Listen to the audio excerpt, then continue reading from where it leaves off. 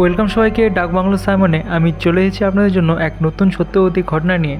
তো আশা করছি আপনাদের এই ঘটনাটা খুব ভালো লাগবে। আর যদি আপনাদের কাছে কোনো নতুন সত্যবতী ঘটনা থাকে যেটা কখনও কোনো দিন শোনানো হয়নি, তাহলে অবশ্যই আমাকে পাঠান। আমি নিচে আমার ফেসবুক পেজের লিঙ্ক এবং আমার নিজস্ব ফেসবুকের লিঙ্কও দিয়ে দিচ্ছি।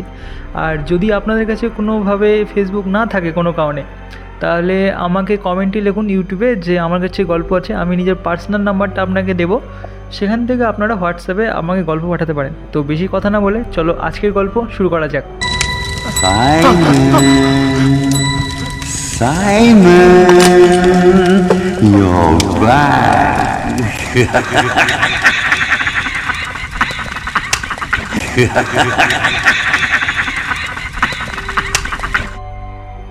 কুমিল্লার বিখ্যাত শালবন বিহার একসময় একটি ব্যস্ত বৌদ্ধ মঠ ছিল, তবে বহু শতাব্দী পেরিয়ে একটি ধ্বংসস্তূপে পরিণত হয়েছে।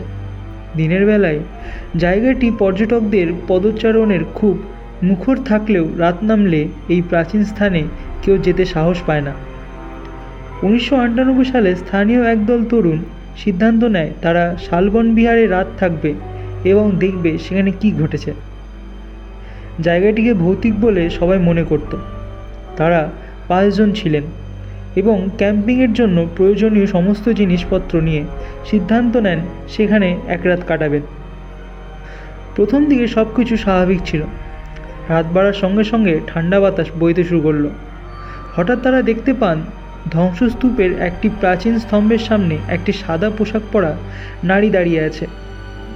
তার মুখ পুরোপুরি দেখা যাচ্ছিল না, কিন্তু দীর্ঘ চুলের আড়াল থেকে চোখ জ্বলজ্বল করছে তা বোঝা যাচ্ছিল। নারীটি ধীরে ধীরে তাদের দিকে এগিয়ে আসতে থাকে। তারা ভয় পেয়ে দৌড়ে পালানোর চেষ্টা করে, কিন্তু আশ্চর্যের বিষয় হলো তারা বারবার একই জায়গায় ফিরে আসছিল, যেন পুরো জায়গাটি একটি গোলক ধাঁধায় পরিণত হয়েছে। একসময় দলের এক সদস্য চিৎকার করে মাটিতে লুটিয়ে পড়ে। পরদিন ভোরে স্থানীয়রা তাদের অজ্ঞান অবস্থায় বিহারের একটি কক্ষে খুঁজে পান। তারা সবাই শারীরিকভাবে সুস্থ থাকলেও মানসিকভাবে ভেঙে পড়েছে। বিশেষ করে যে সদস্য চিৎকার করেছিল সে 1 মাসের জন্য কথা বলা বন্ধ করে দেয়।